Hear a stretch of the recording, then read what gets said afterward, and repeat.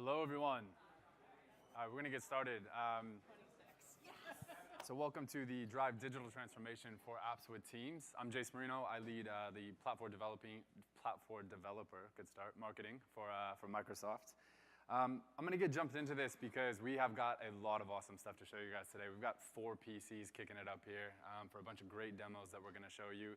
We're going to bring up Zaki and Andy from the product and engineering team, as well as some customers to make this real. So let me give you a little heads up about what to expect today. So first, we want to give you a bit of why you care and why you're here. Understand the value that every organization can get from the Microsoft Teams platform, which is core to building apps, if that wasn't clear, right? And the whole point of this session. We'll show you how to integrate apps into your Microsoft Teams, into your workflow, so how to make them a part of your everyday experience.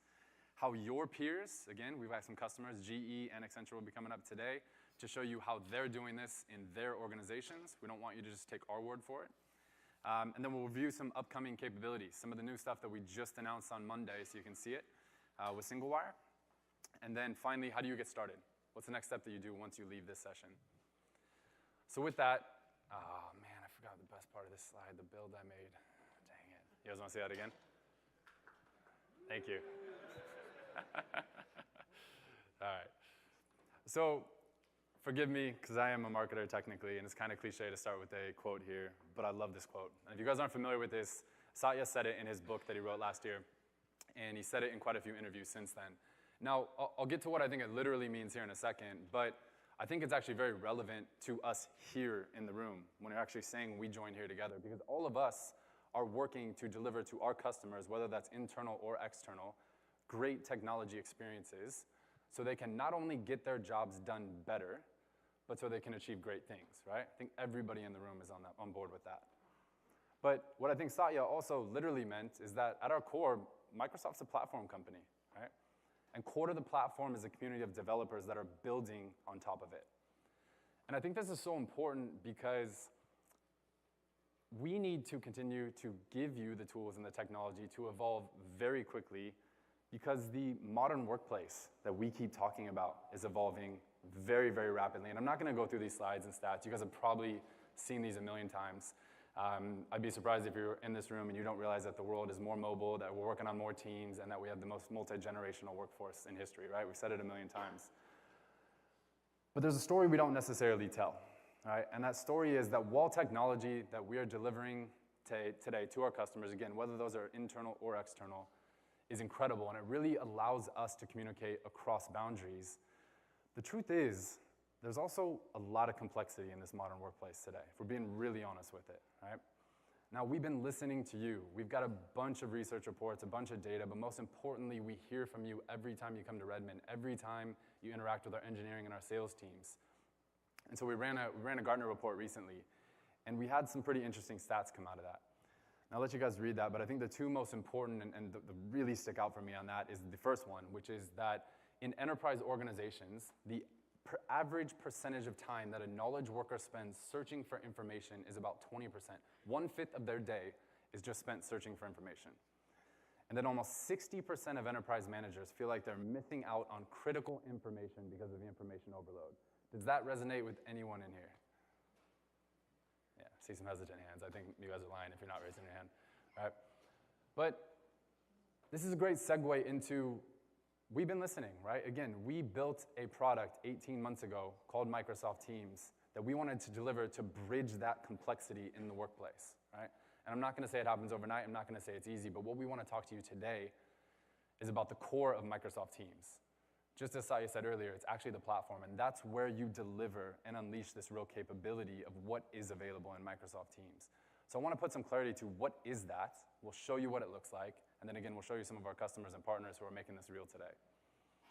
So we've been hearing from you, we've been listening, and on the platform, we've been toying with this, but there's 3 themes that keep coming out when we're talking about it, and the evolution of these themes, and I'll explain these to you here in a sec, but it's about creating simplicity, making your apps work for you, and tailoring your teamwork.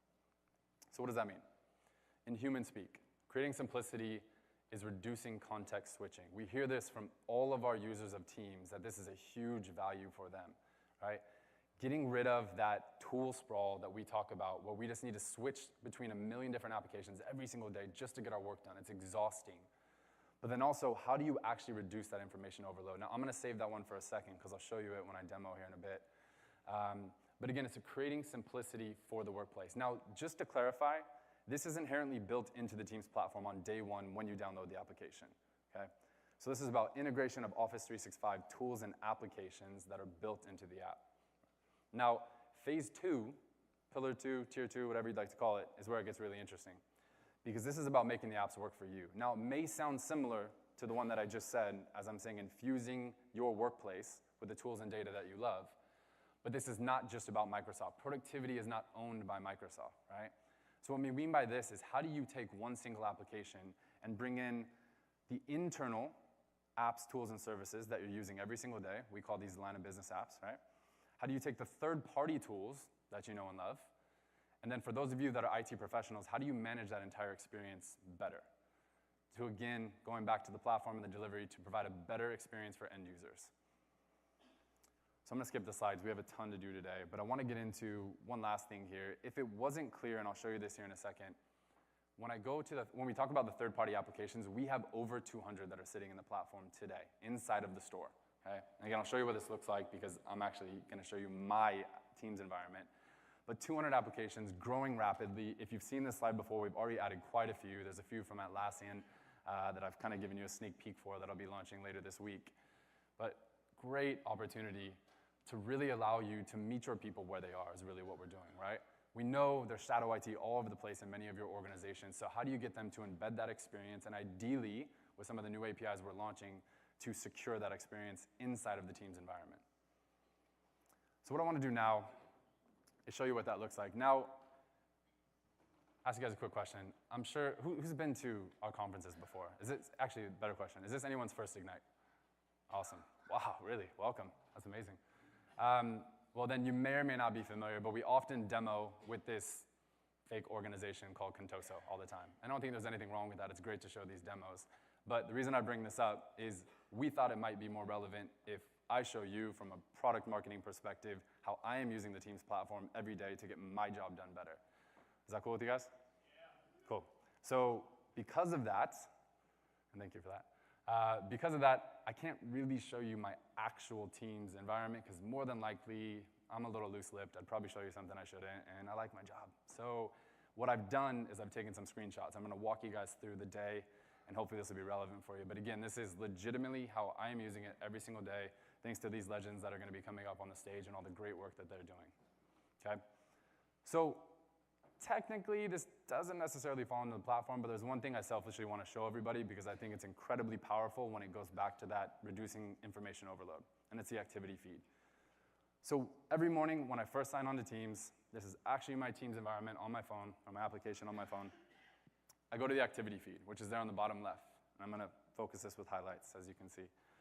Now, my activity feed is bringing me the most important information that I need to be across every day. Now, I can curate this information, and this is a really important point, because if I hit the filter button there up at the top right, you can see all the capabilities that I have to curate that activity feed for me. Now, that looks like a lot, so I focus on my 5 favorites. And if you take a couple minutes when you first get onto Teams to manage this, particularly when you look at the one that is following, the third one there that I have highlighted, you can go into channels and follow the ones that are most important to you. Now, the reason I'm bringing this up is the question I often get asked when I'm in an executive briefing or talking to a customer is, well, if we move to Teams, doesn't all my email information and communication just move over? And yeah, it might, right? That's fine.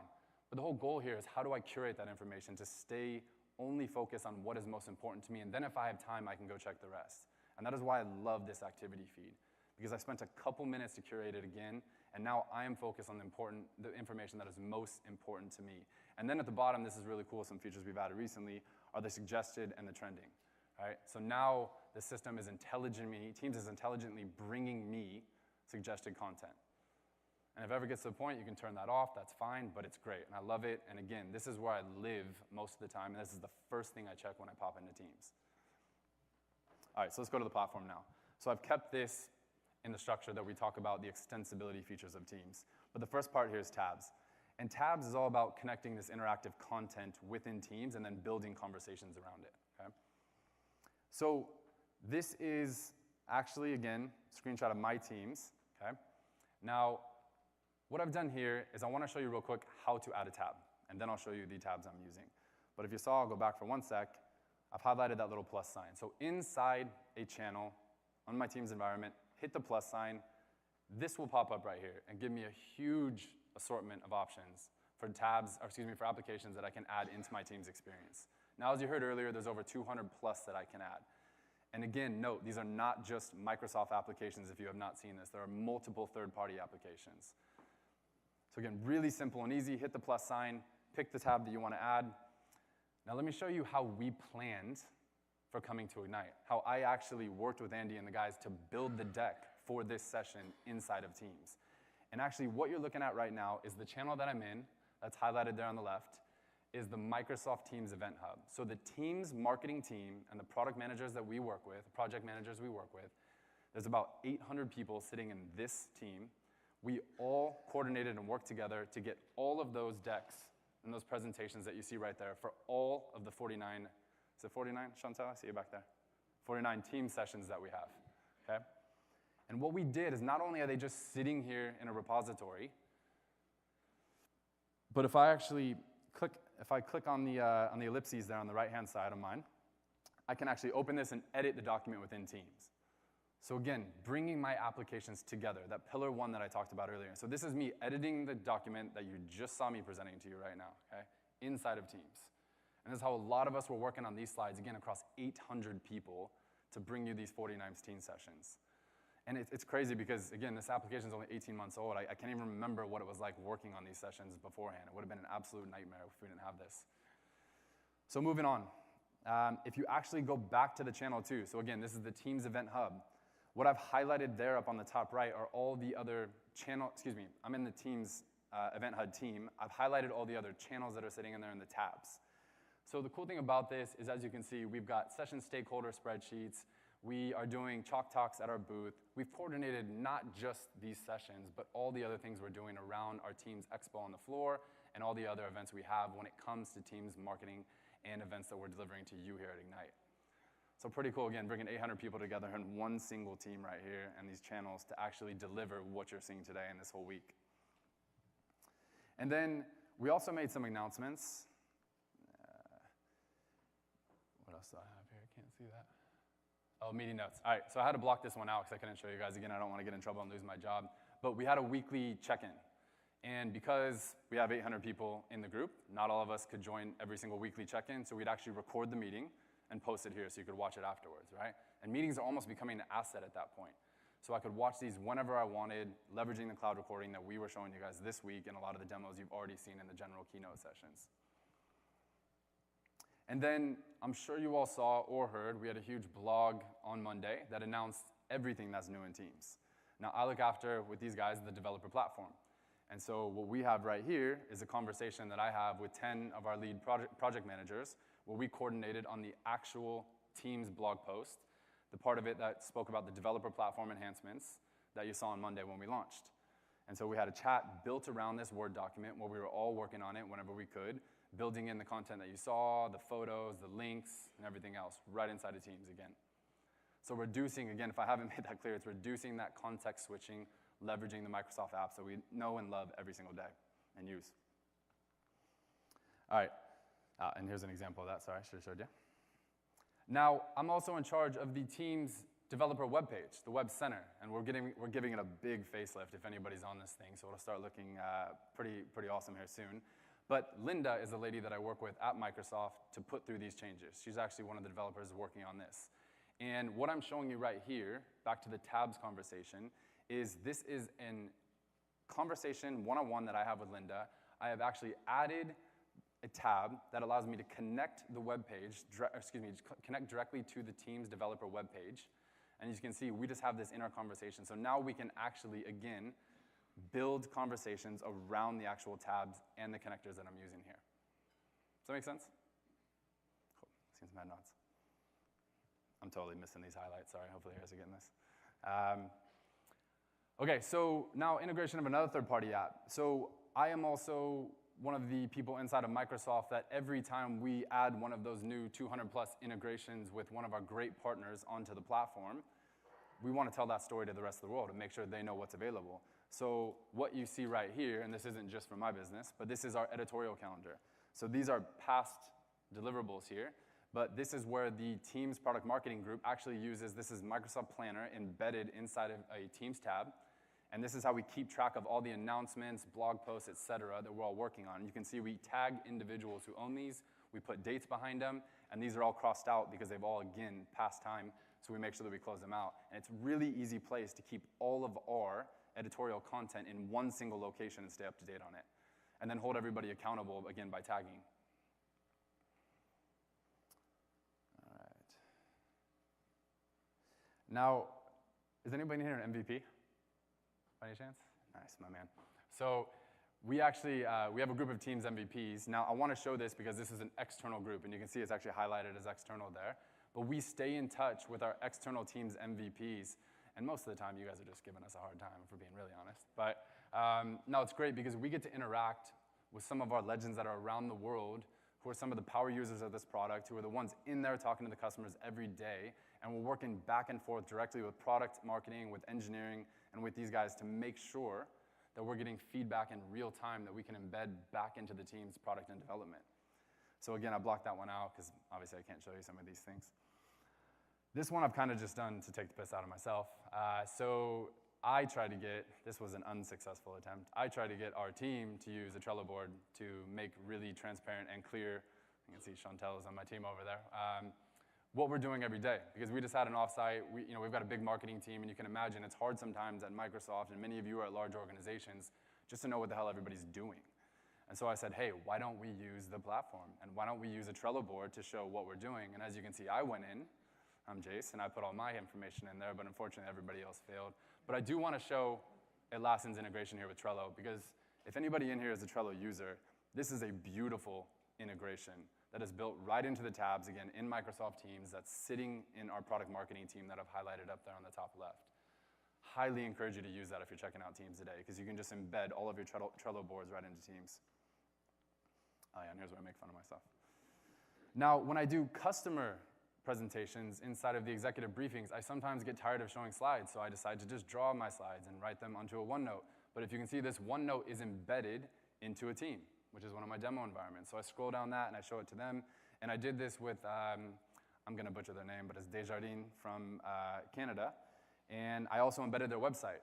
And I showed them some of the power of the platform of Teams through this demonstration by actually embedding them into tabs. Again, this is just me connecting, pressing that plus sign you saw earlier, connecting the website directly to their website, so I could show this to them and say, hey, this is making it real. This is what you guys do every day.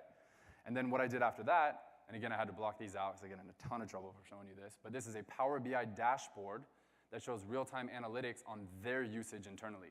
So how many people are using Teams, how many people are using additional platform capabilities, so they could see their progress, because it was pretty damn good, frankly. And we wanted to talk through, though, how do they take internal adoption to the next level? That's one of the big questions we keep getting.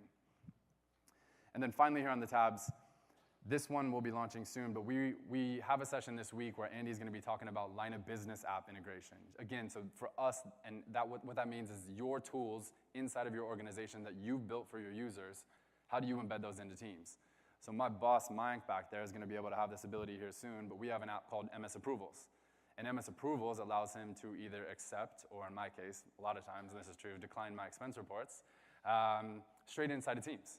Right, so he'll get a notification when we send through an expense report, and boom, he can go in and actually approve, edit, or decline. Really simple and easy. All right, now switching on to the bots, I'll keep this one quick.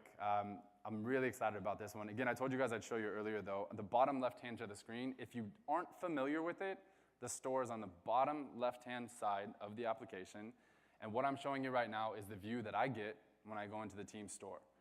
Now, of course, IT professionals in here, you know you have the ability to lock some of these down and curate that experience for your end users. But this is what I see, because mine's wide open and I can see all 200 plus apps that we have integrated. But what I want to show you and what I just highlighted is we also have a Microsoft-specific line of business app store. And you can do the same thing. All right, so you can open up, if you'd like, the third-party integrations, but you can also create your own line of business app store. I don't want to go into this too much. Andy's doing a 300-level session on it.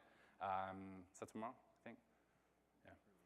And so, but there is one thing I do want to show you, is we just also embedded, what I'm using every day is the MS Transportation Bot. And I love this thing because on Microsoft's campus, where we have well over 100 buildings, we actually have this entire shuttle service that goes around. And so what we used to have to do before is either go to a website or we'd have to have one of the admins in the building we're in book the actual shuttles for us. Now, as you can see, and I'm showing you guys, this is, again, my real experience. I've actually booked shuttles. Cool thing is it actually picks up my location immediately.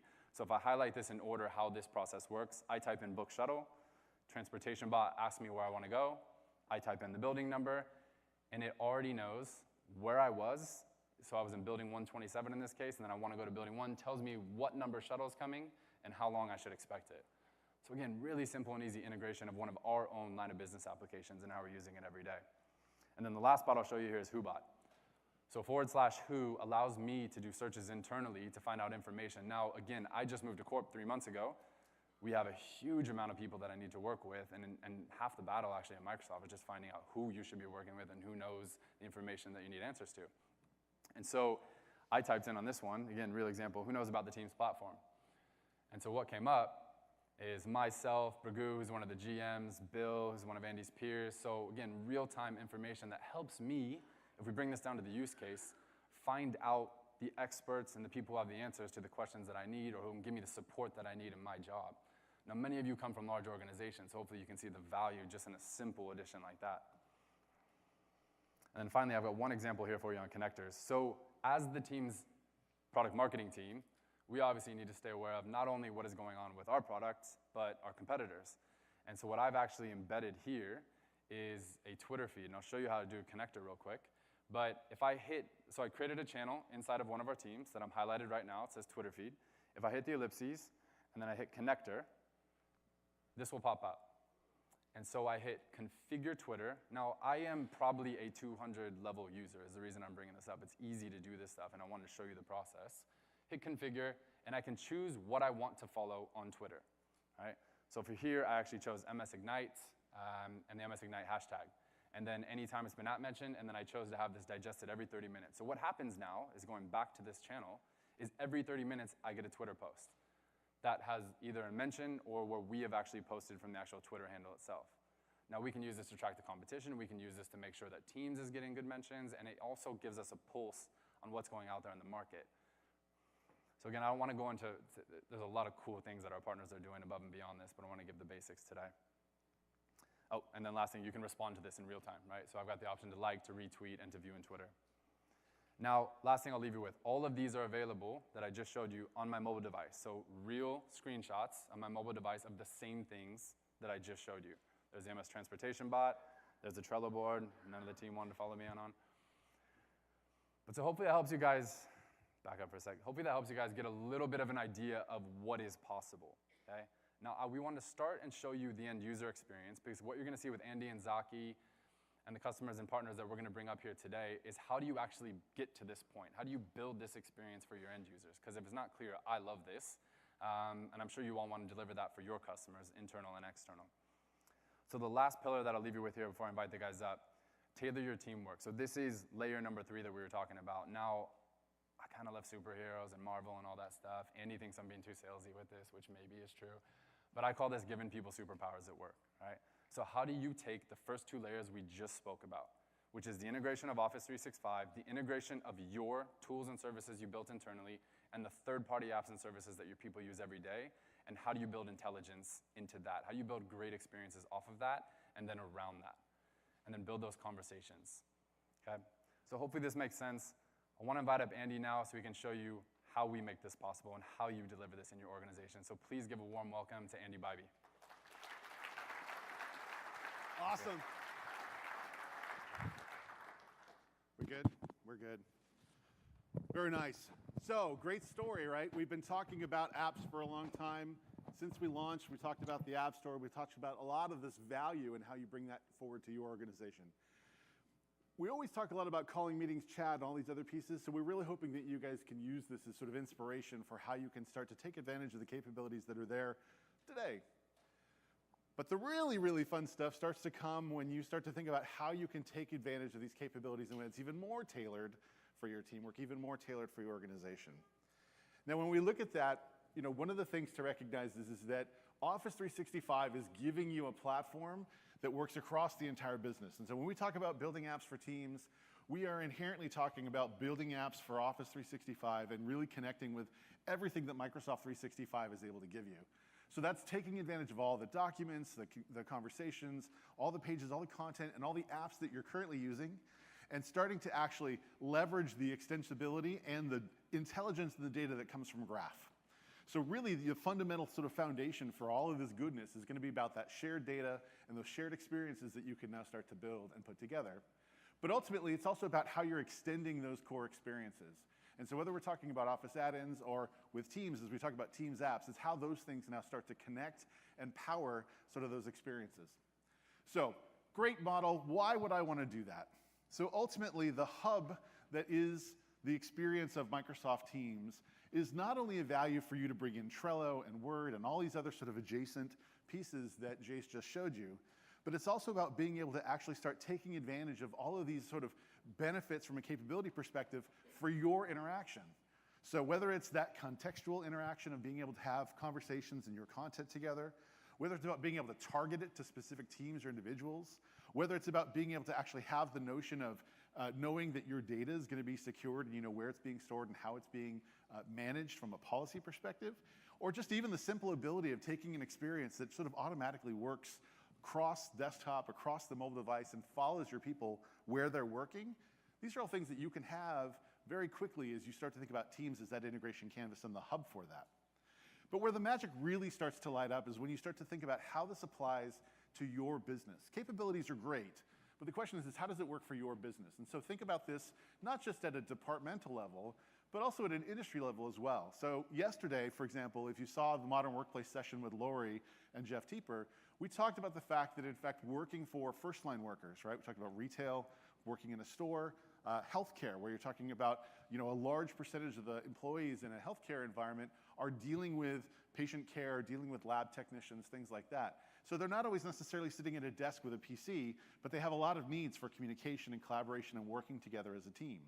And so that ability to sort of tailor for those industries, for your industry, that's really sort of where we think the magic starts to come up. So when you think about these capabilities that Jace just walked through, I want you to think about them not just as sort of a discrete set of capabilities. I want you to think about them as part of a whole that you're trying to put together, which is about changing the way that your teams work and thinking about how the services that you're offering, whether it's to your employees, whether it's to your customers, whether it's to your business partners, how should those service interactions get better as a result of sort of working through this hub? So again, not necessarily looking for me to talk. We actually have some people that are really doing this in real life. And so we want to invite now Kranti to come up from Accenture.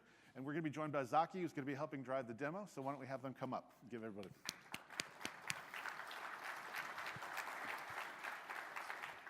Great. Welcome. Thanks for coming. Tell us what you guys are doing. All right. Well, before I start talking a little bit about what we're... Mike? Should be on. There you go. Is it on now? There you go. Perfect. Before we start talking about what we're doing with MS Teams and Accenture, which Zaki's going to demo a little bit, I wanted to highlight a few things around what Accenture IT is doing around our bot as well as our ServiceNow work. And it's important because I think it kind of correlates into what we're trying to, or what the partnership and what we're trying to do here. Accenture IT has spent a lot of time lately in this trying to figure out how we're going to do our chat AI interfaces strategy. And as we're building that, our eventual goal is to provide a universal digital assistant to all our employees that crosses across organizations, but also channels, right? And in doing that, what we're still struggling or trying to do is standardize our architecture around that universal digital assistant. But in the meantime, what we're doing is offering some of these personalized, customized bots that can leverage the platform capabilities, either it's Microsoft or ServiceNow, and provide them to our employees. And that's where this integration with the Microsoft Teams ServiceNow comes into play. with Accenture support ends up being one of those specialized bots that we want to offer to our employees. But Accenture support is built on a ServiceNow platform, and really ServiceNow has been a core platform for us in the IT. We've actually been using it.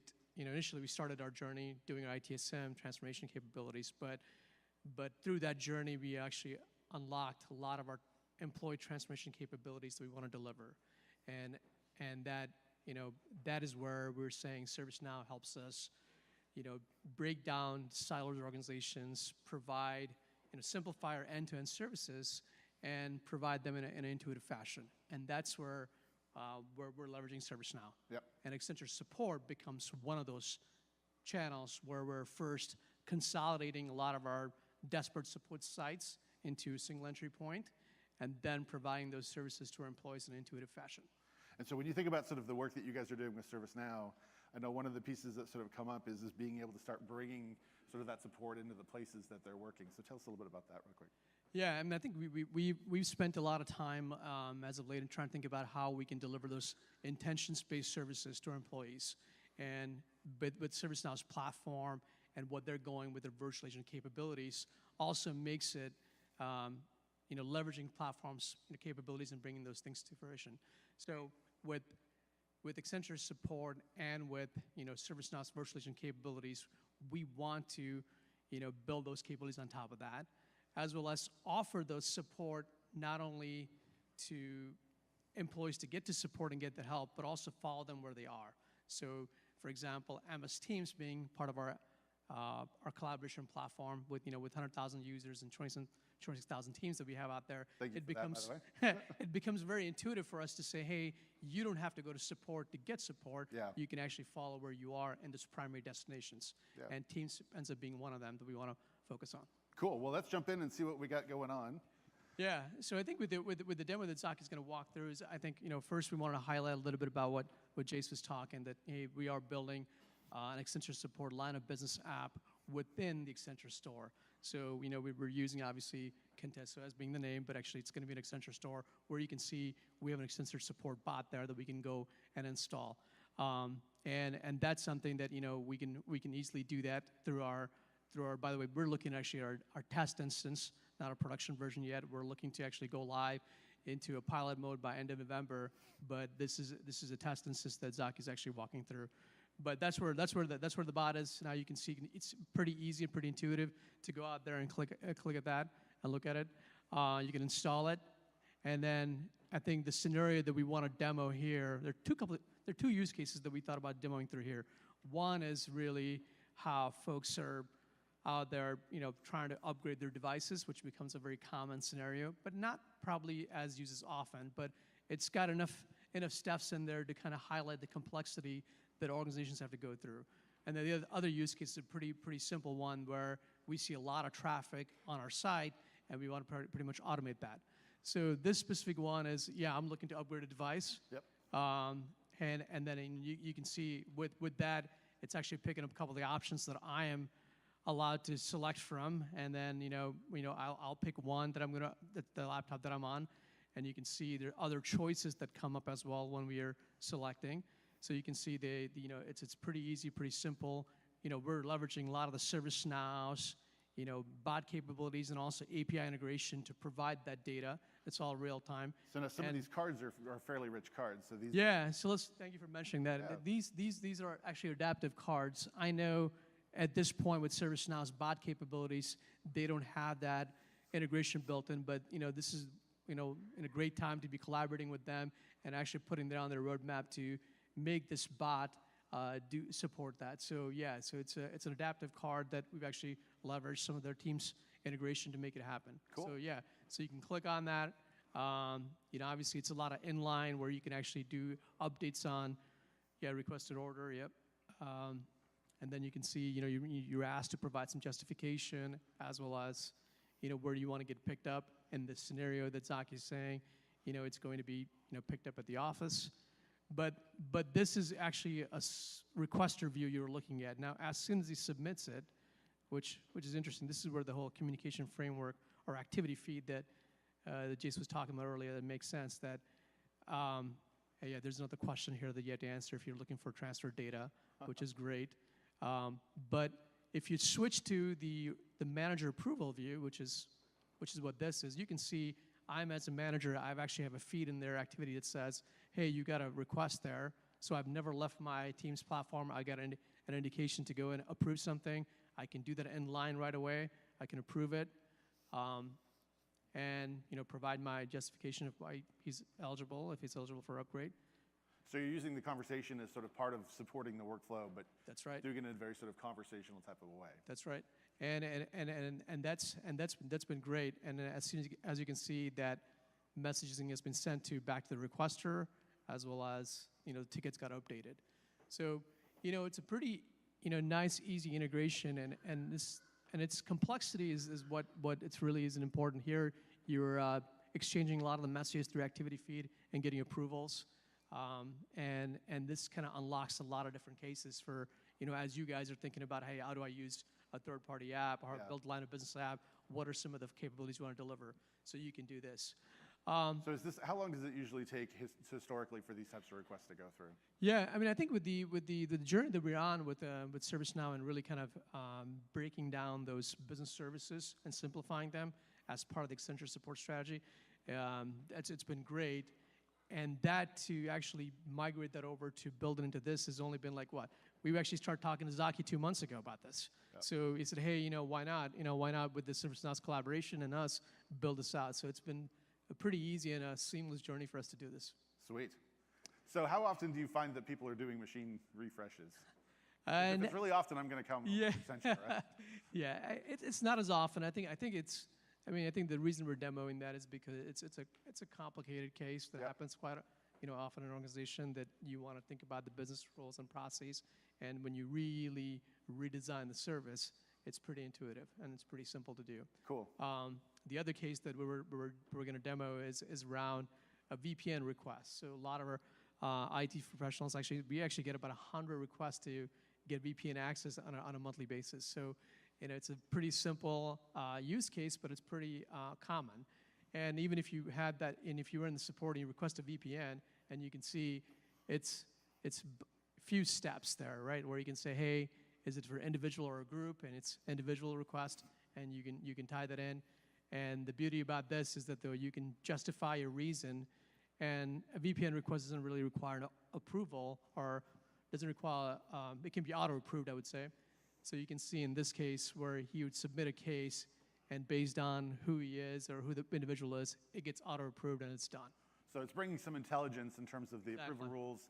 You don't have to leave it up to people's kind of arbitrary discretion. You just know whether it's going to be supported or not. So yeah, so cool. it's been like I said, it's been a really neat experience, and I think the fact that tying MS Teams and ServiceNow as part of our both our key strategic platform initiatives with Accenture, it's been really awesome. Great. And then, so when I've got sort of multiple of these cases going on, and every time I call help desk, there's always this question of like, hey, do you have a case number? I got to remember where the case number is. I got to write them down. Like, where you helping out with that problem? Yeah, exactly. So even with that integration, if you look at the tab integration that we actually did a support where it actually pulls in all your cases, and you can right there you can look at all your open, closed, and the ones that probably require approvals as well. And you can interact with these requests right in line with that tab and make modifications and edits to it. Sweet. Yeah. This looks awesome. So what's next for you guys on this project? What's next is actually just to further building a lot of our use cases that we want to go live with. We're looking to partner with our businesses and build some more cases, and really work with ServiceNow's virtual agent bot and bring that in line with what we want to do. Awesome. So, well, congrats on getting this stuff done. Looks great, and I'm sure it'll go well. Thanks for the opportunity. Thank you, guys.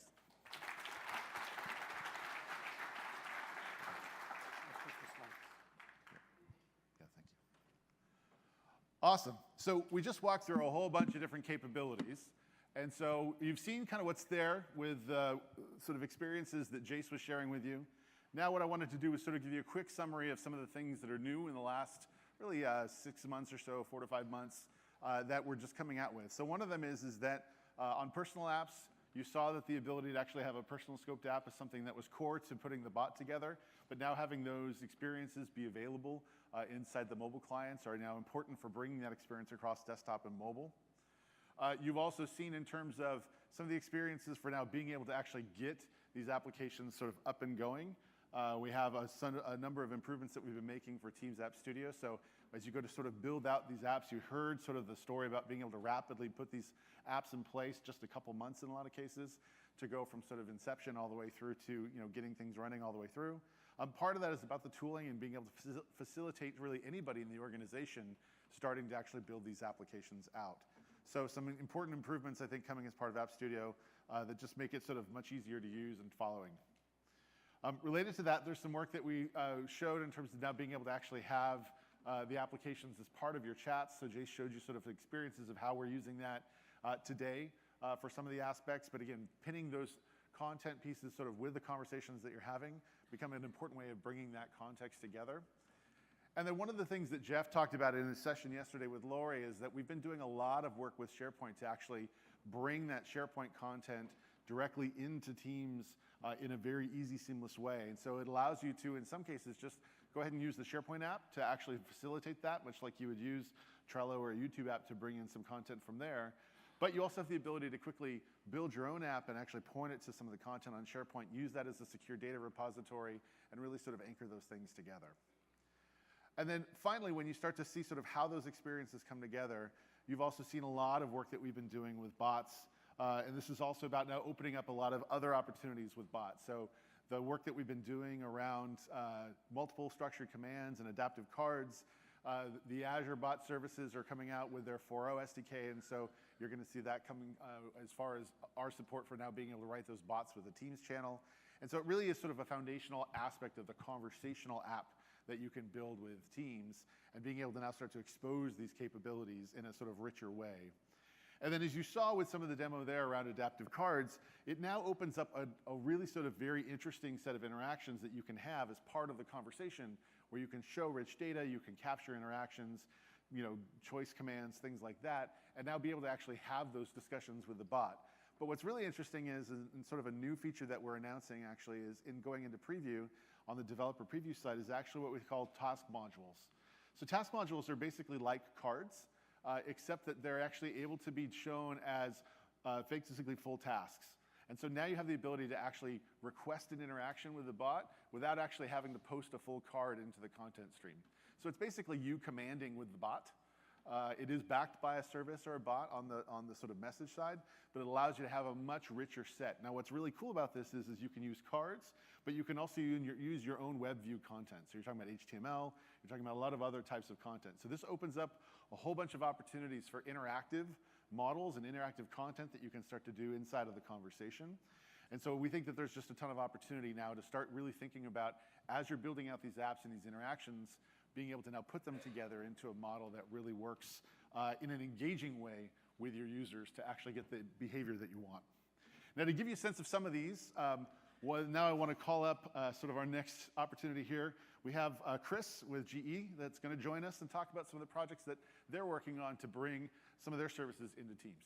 So let's welcome Chris. Hey, thanks, man.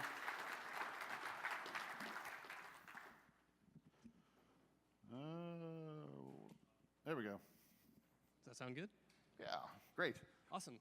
Thanks for Absolutely. coming. Tell us a little bit about how things are going with you. Sure, absolutely. Thank you. So I work for GE Digital. I've been working as a product owner on the Teams rollout. We started rolling out Teams as a pilot about over a year ago. So, onboarding users throughout that time. And, throughout it, we've really been looking at the app integrations, first party, third party, as being something that we can really champion with Teams. And we did an on-site a few months ago where we really started exploring some of the line of business applications. We're a huge company. We have a lot of those services that our users are used to consuming. So let's bring them in Teams and let's see what we can do with them. Cool. So, it's gone pretty well. We got 2 examples to show you. Okay. And I'll jump through the slides quick so we can get to the demo. So a bit of a background of what we've done. Actually, we can go to the next slide. All right. So with search, 1G Search, that's our enterprise search. It gets a lot of traffic. It searches over a number of different content sources, documents, Yammer, news articles, employee profiles. what we did was we created a compose extension to show off the search within Teams. I'll get into a little bit more about that when we get into the demo. The other piece was this Eddy news service app. So it's a news content aggregator that pushes out news based on your profile. So your location. I'm U.S. I'm digital as part of my business. So Who is Eddie? Is he the guy in the back that's actually like sending out all the messages? yeah, actually, it's a little squirrel who's running, who's in his mind. So yeah, we can jump into the demo. Great. So as you can see here, so to show off search first, I know it's kind of small, but if you can see down at the bottom where some of the other commands are, there's that little GE logo. So that's our compose extension. What we did was the compose extension is side-loaded into Teams. What that allows us to do is for a developer to quickly update code and get it into Teams without affecting the rest of the organization. It's an admin setting that you can toggle off on and off. So somebody has pinged me and said, can you provide this article that I had mentioned the other day? And we can do a search for that. You can see the other content sources, libraries, there's communities, and so we can find the article in there and post it right into this channel chat here. And you'll see it'll show up as one of those actionable cards that we saw, and we can send it right within the channel. So that was an example of sort of using one of the new capabilities for being able to have multiple queries sort of within the same compose extension. Exactly. I mean, this goes back to exactly everything that Jace was saying, right? It's the reducing context switching. You're reducing the amount of clutter that, the time you're spending looking for stuff. This is a big application that we have a dedicated web app for, and we can bring it right into Teams, keep people in there, and they can consume it on the other side still within Teams. Sweet.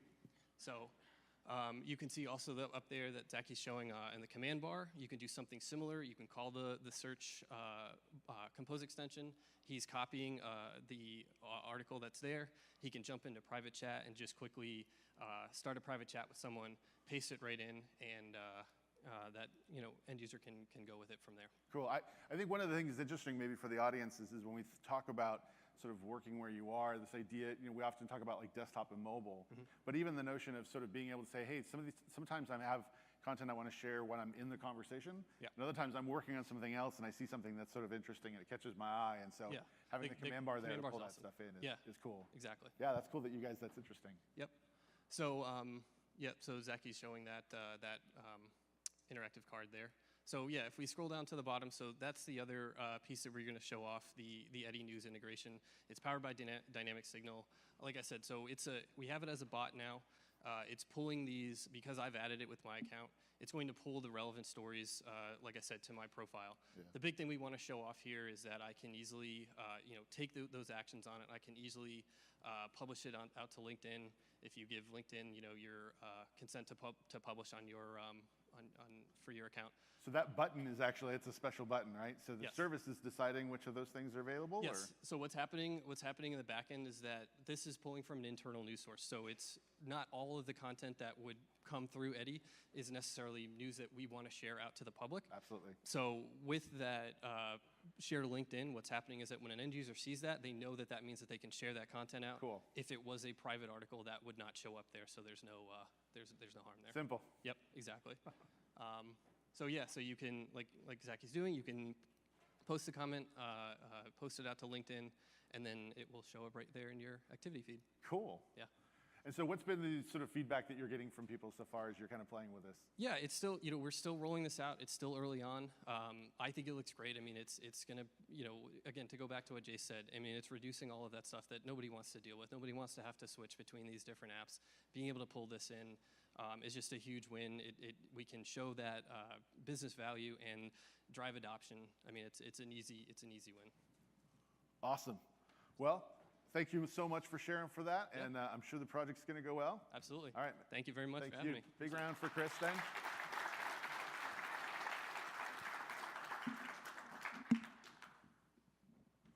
Awesome. Okay. So, experiences matter. You can start to put experiences together and do some very interesting things for that. Now, a lot of these experiences are user experiences that you're pulling in using the hub to pull these things together. But you power them with the intelligence and sort of the insights that come from your data. And with Microsoft Graph, you have an opportunity to leverage that data in a much more, I'll say, relevant way for your organization. And when we start thinking about Graph, there's sort of a couple of things. One is that we're trying to make it easy for your experiences to connect to Graph as we possibly can. So there's a number of enhancements that we've done now to actually simplify the credential management for you so that when you're building these experiences, you can leverage single sign-on and start to actually take advantage of that. So you don't have to worry about sort of separate auth or having a sort of weird delegated auth as you go through trying to connect to the personal information for your users with your bots or with your tab.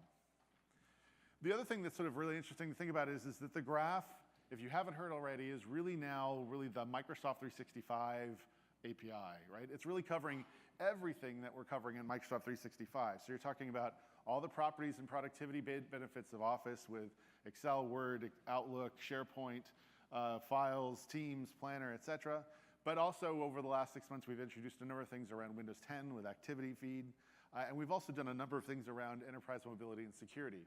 So it's getting very broad, and there's just a rich opportunity to sort of go in and start leveraging that data. Okay, so this is all old news, so why are we talking about that? Well, one of the things that we haven't talked as much about is really the role that communications starts to play in Microsoft Graph. If you've looked at Microsoft Graph over the last couple of months, you'll notice we have some basic communications capabilities in there for chat. So you can post a new message in a channel. You can't reply to a thread. There's sort of a bunch of constraints about there. And one of the key things that people want to do, if you're a Skype for Business customer and you're coming from a Skype for Business environment and looking at, hey, what does Office 365 and Teams sort of do for us, you start thinking about sort of the ecosystem that we have in voice and video partners in on-prem, going, hey, when can I have that ecosystem in Teams? And the foundation for that ecosystem is really starting to bring communications into the cloud and into the Graph. And so we're very excited to announce that today we're actually going to be opening up a preview for our new communications APIs, our calling and meeting APIs as part of Microsoft Graph. These communications APIs are going to cover a range of capabilities. One of the key things that we're focusing on with the initial preview is around this concept that we think of as programmable voice and video. Now, programmable voice and video is something that we did sort of a quick sneak peek for at Build a few months ago, but really the sort of the orientation for this set of capabilities is about enabling sort of two core workflows. One of them is actually introducing a new set of capabilities for our existing bots. So the bots that you just saw that we're doing interactive messaging and sort of putting those things together, we support those today. That's part of our messaging value proposition. But we're now making it possible for you to add voice and video to those bots. So think of it as I can now enable my bots for calling. I can actually call the bot can call me. We're going to show you some examples of that in just a minute. But we're also enabling these for services. And so what kinds of services are we talking about? So when you get into calling, it's not necessarily about the bot always taking the call. It's actually about the intelligence that goes into deciding where the call should go. So when you think about when you talk to your bank or when you talk to your professional services company, they want to know, do you want to talk to sales? Do you want to talk to support? Do you want to talk to somebody else in IT? Now, we have some basic capabilities for that with our phone system offering today with auto attendant and call queues that allow you to set up IVRs and menus. But what if you want to do something more sophisticated than that? What if you want to look in your line of business system to get a customer record number? What if you want to be able to decide sort of more intelligently between 5 different people about who should actually get this particular incoming call? What if you want to evaluate sort of more data? So these are all great opportunities to now start building that intelligence into the call control that you get with phone system and with Teams and with Office 365. Now, one example of that that's sort of maybe not as typical for folks if you're coming from some of these experiences is this isn't just about IVRs and it's not just about sort of, who gets the support call. There's actually a lot of business process where communications is vital. So let's just think about sort of some of the situations that we've had around mass emergency or incident communications. Now, this can take a wide spectrum of sort of, situations, everything from, hey, we're having an assembly to, hey, go get in your shelter kind of thing. We're going to try and keep it somewhere in the middle and, sort of just go with sort of a specific example. But let's just say there's an incident. Something is happening, and we need to respond to that incident. So let's just look through sort of the interactions here for a second. Something's happening. Okay, what do we do? Now, I've got a list of stuff that we've got to do, and it's important that we go through that list kind of quickly.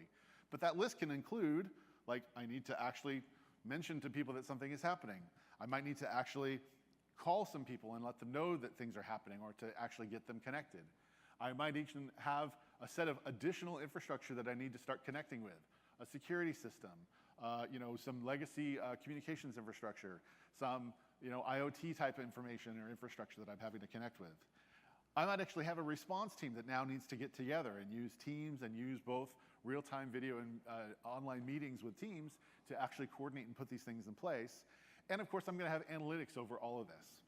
So how much of this is an IVR? How much of this is something? This is where we start looking at the ability for our calling and meetings API to now start unlocking these types of scenarios.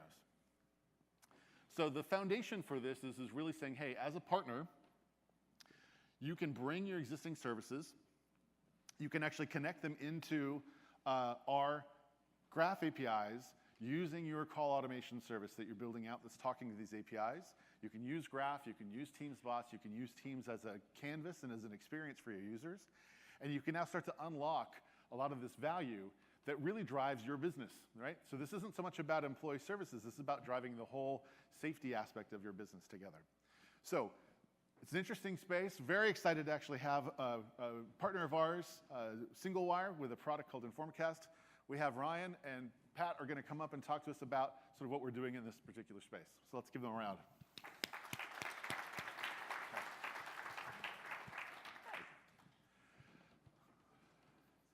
All right, we're going to get this going. Tell us a little bit about SingleWire.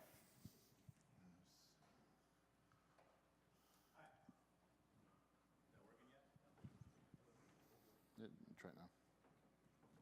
No? Got now? No.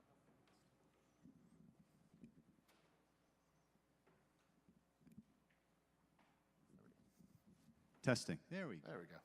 All right, so SingleWire software, we make an emergency notification, mass notification platform called Informcast. It's cloud-based, sends to lots of different devices. Our real distinction in the marketplace is that we send not only to mobile phones, and like most of our competition does, but we also send to a lot of the things on premises. So a lot of things you saw on the slide earlier, things like some of the things that we have here, like speakers, digital signage, desktops, all of those things. Because you owe a duty of care to everyone who comes in your place, and you're not always going to have cell phone connectivity or even have the cell phone numbers of people that are available. So this is your chance to participate. So I would encourage you to pull out your mobile phone and text #MSTeams to that number. Please pull it out. It's going to be fun. We're not going to keep your phone numbers, I promise. Last time Ryan forgot to take them out. He's not going to forget this time. So please participate. It'll be a lot of fun. So awesome. So a couple minutes to do that. We'll give folks a minute here. So quick disclosure, because we have people live streaming as well. Folks that are going to participate will get these texts. We're going to show you a demonstration of an instant communication. It's a test. It's fun. It's a demo. So if you're watching online, please don't freak out if you try to opt in with the SMS. But it really is meant to try and show you some of the examples and the opportunities that we've got here. So let's go ahead and jump in, and let's see sort of what we've built. All right, so the first scenario that we have is one where we have a situation, a severe weather alert, and we're going to have a lot of things going on at once. So I'm going to set it up a little bit. We're going to send that out to everyone who's on Teams. We're going to send it out to all the mobile users, so everyone who's texted in. We're also going to light up a couple things here on stage. And then we're going to bring in our incident response team. So part of it is mass notification, letting everybody know. But whenever you have a mass notification incident, the very next thing you need to do is bring together a team that can deal with the ongoing situation. And they need information to do that. They need a way to collaborate, et cetera. So we're going to see both of those really in one scenario. Cool. So this is an incident channel then that you guys have for the response team. Ryan Fowler, who is not only our principal software architect, but is also our incident commander here today, is going to go ahead and launch the alert. Thanks, Pat. I just was watching the radar here. That's all I do all day. And I noticed there's some severe weather on the way, so I'm going to let the Informcast bot know that so we can trigger this incident response. Let me just learn how to use a mouse. Informcast bot. Informcast immediately responds with an adaptive card, which we were just talking about earlier. Adaptive cards. I'm going to tell the Informcast bot what's going on. We have some pre-configured options for what types of incidents I might be dealing with. Today we're looking at severe weather on the North Campus.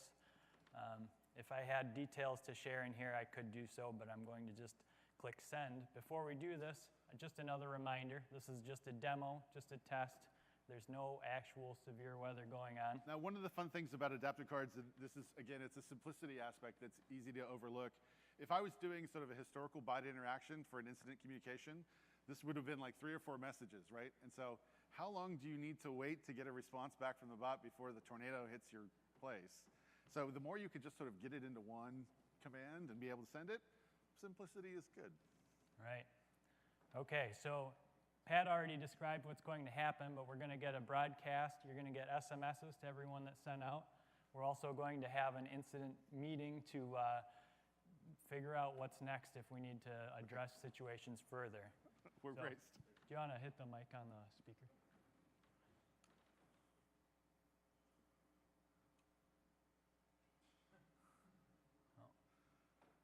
So there goes the... This is a severe weather alert. Remain indoors and shelter in place. Move to an interior room or hallway if possible. Wait for the all clear. Okay, so that was our big, loud Informacast. Oh, look at here, we have a phone call coming in. I'm going to answer it with video. An incident meeting is starting. Press 1 to join the meeting. The audio did not go through the audio out port. I'm sorry, we had an IVR that asked me to hit 1 to join the meeting, so I'm going to go ahead and do that. Transferring. Okay, it looks like Yaron is already in the meeting. He is our safety officer. We are going to chat with him about what we need to do. Oh, it looks like the weather event is over. Can we check on how we're doing with the responses maybe real quick? Yeah, that would be a good idea. Let's go back to Teams. We still have our call going on with Yaron. In here, you can see that we actually automatically added an Informacast Severe Weather tab to our channel.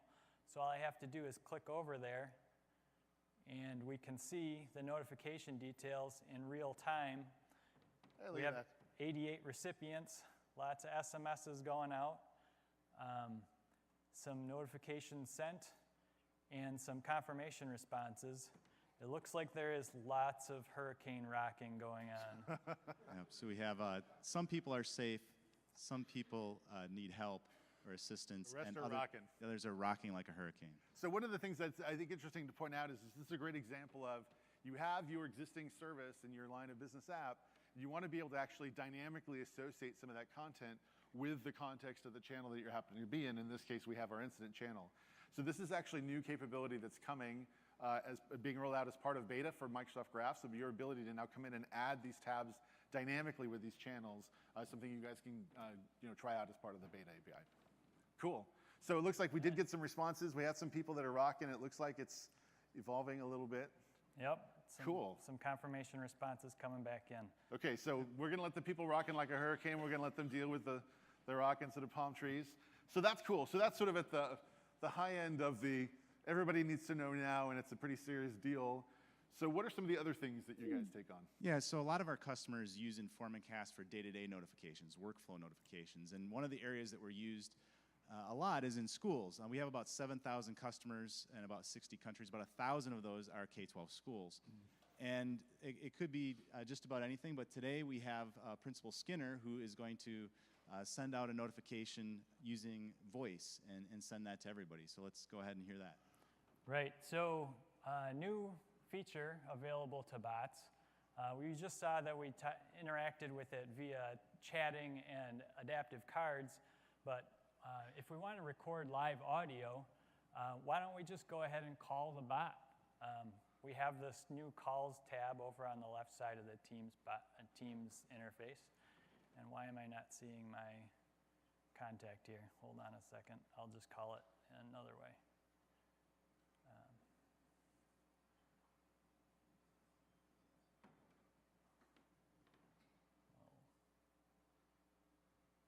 We'll give the Informacast bot a call. Again, this is just a demo, so don't be alarmed by loud noises, but I'm going to go ahead and call the bot. I wish the audio would come out of the speakers, but all right.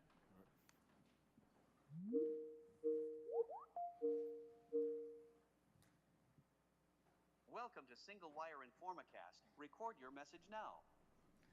Hello, this This is Principal Skinner, Springfield Elementary School. Don't forget to come to the school assembly this afternoon at 2 o'clock. I expect all of you to be on your best behavior, especially you, Bart. Thank you. A notification is on the way.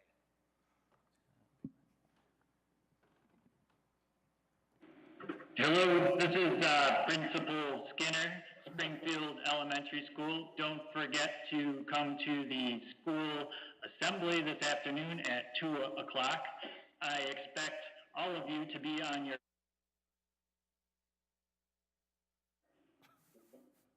So a very plausible scenario. Very plausible, yeah, Bart Simpson for sure. Everybody likes to go for school. So that's very cool. So I mean, so you can see how that applies maybe in education or applies in maybe healthcare. So definitely Manufacturing. Are there other sort of spaces that you see those types of things popping? Yeah, healthcare, education, manufacturing are three spaces that we see a lot of day-to-day workflow notifications. So any of those would apply. Yeah. Cool. Now, one of the things I do want to give a shout out is although we were sort of listening to it over the mic, we are taking advantage of some of the new Azure speech APIs that are getting released really this week in a preview. So there's a session actually later this week. I encourage everybody to go check out because definitely some pretty dramatic jumps in terms of fully synthesized text. You know, all the sort of prompts that you heard on there were complete synthesized from text to speech. So some pretty interesting stuff there. So, well, this is awesome. So what's next for you guys? Well, we plan on releasing this as a finished product in Q1 of next year, shortly after you guys GA. Sweet. Whenever that might be. Well, there you go. Nope. Yeah, there you go. This is awesome. Thank you so much. Thanks, man. Perfect.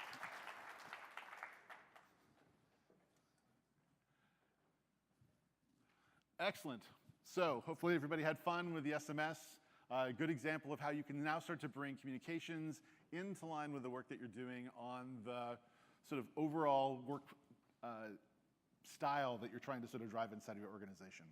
Now we've got a few minutes left. I want to sort of quickly talk about sort of the last piece of the puzzle here. We've talked about how you apply sort of the first party and the third party applications. We've talked about sort of the scenarios and the value for being able to actually build your own and both take advantage of the hub experience and build on graph. And we've also talked about sort of how communications can now start to get folded into that. The sort of key sort of pinning underneath of all of that is really about how you manage these applications. And so we've actually seen sort of two different models here. We've seen the IT pro being able to actually publish. We've seen the user being able to actually see those apps both inside of their team as more of an in-progress development project, as well as an approved IT app that shows up inside of the store. And we've also seen the ability for me to have sort of different scopes that I'm interested in this application. Applications for me, my sort of personal scope, and applications for us as a team, or sort of the team's app scopes. And so when you look at sort of these two things together, what you start to run into is sort of an experience that is really trying to help you get the right application at the right time. Now, in the interest of time, I'm going to skip over sort of the demo here, and I'll reference the session that Jace was mentioning earlier, so you can go back and stream it. Actually, we had it earlier today. It just sort of goes through this in a lot more detail in terms of how you're managing that and how you sort of pull those things together. But I just wanted to highlight sort of a few points. Number one is that when you're thinking about managing, we have some explicit administration capabilities in the admin portal, but it's also about recognizing that you're trying to drive and support a lifecycle. And so you have teams that will come up. So for example, our incident example that we just were using, the incident happens, we work through the incident. When the incident is over, then we want to be able to archive that incident, maybe go back and look at it if we're going to do a post-mortem or something like that. How can we get better? But I want to be able to sort of work through that cycle. And that's true whether it's a new sales opportunity, a new class term. So all these sort of opportunities for us to work together sort of happen in these cycles. And so a lot of the APIs are there to facilitate you sort of working through those cycles in a much more automatic, programmatic way. Now, as we look forward, one of the things that you'll see if you've used any of the sort of current administration experiences, we have a new administration experience that's the Teams and Skype admin portal that we're starting to bring online for more and more capabilities and incorporates a number of aspects for support for policy, for example. Well, so we're taking those policy concepts that we've currently started with things like messaging and calling, and we're going to be actually bringing those to our application management story as well. So your ability to actually have per user assignment of apps and sort of app capabilities. So for example, we showed side loading. Today, side loading is something that you enable or disable for your entire organization. But as we move forward with this capability, you'll actually have the ability to stipulate on a per user basis whether somebody has the ability to sideload or not. Also, one of the key things that we've seen is to really drive these custom apps, you need to understand what people are doing with them and sort of what kind of usage you're generating out of that. And so we are planning on actually surfacing more usage information over the app so you can get sort of better insights on those things together. So again, if you're interested in sort of more details on the managed side, I would encourage you to go back and look at the session, and the session from earlier this afternoon, you can live stream that. Great session. We had another sort of customer reference up there that sort of talked about the other aspect of being successful with custom apps, which is really around sort of the change management process and how you sort of encourage and incent people to sort of work differently and work smarter. So we've covered a bunch of information today in terms of highlights. Some of the key things that we've already shown you, we recently released the tenant app catalog. We've talked about some of the improvements with bots. Some of the big things here today are Teams APIs are going to be moving from the beta into the 1.0 space in the next couple of months. And so I encourage everybody to start trying out the beta APIs and really sort of get prepped for that. I know if you're in a larger organization, sort of that presence in the 1.0 namespace is sort of your indication that, hey, things are ready for prime time, but we're getting really, really, really close. So I encourage everybody to start sort of taking advantage of that and give us that feedback now, because that will really help us make sure that we get you exactly what you need. There's also a bunch of new capabilities that are actually showing up in the beta, and we'll have some other sessions. We'll talk about some of these things. But one of the key things is the ability to have actually access to the Graph APIs from an application context. That's maybe Greek for some of you, but the short answer is it basically means you can start writing service apps that don't have to be global Office 365 admins to be able to access the graph. So there's a bunch of power that comes in from those things. We've shown you some of the other work in terms of adaptive cards in App Studio. And obviously with the work that we're starting today in terms of launching on the programmable voice and video, and we've talked about some of the SharePoint items that you've seen both in the session yesterday as well as some various other SharePoint sessions that are happening this week. So I encourage you to check out the SharePoint piece because I think there's just a bunch of opportunity that comes around that. So to close out, we have a number of sessions this week that we're doing. We had one earlier today, which was 3136, so I encourage you to stream that one. The one that we have right now, obviously, is the one you've been working through. We have a few more that are coming up, so again, I encourage you to check these out if you have more interest or want to go deeper. I will be down at the booth in the expo, as will Zaki and a number of others.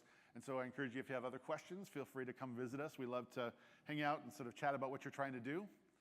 And if you need some more information in terms of sort of how to get started, as Jay said, we're going to be sort of refreshing our portal here pretty soon. But in the meantime, we've got some sort of convenient links for you to just check out some more information. So our Dev Center, aka.ms/teamsdeveloper, Teams Dev Support, we have a bunch of community things that are spinning up, as well as sort of the documentation that comes around with these things. So I encourage you to check this out. And then one of the pieces just to sort of promote here is that we are really looking to get more community engagement building up on this. And so we're starting to really think about how those engagement pieces can come together and think about dev meetups. So again, I encourage you to go to the Dev Center and really sort of to get connected on some of the events that we're going to be having and ramping up as we go forward.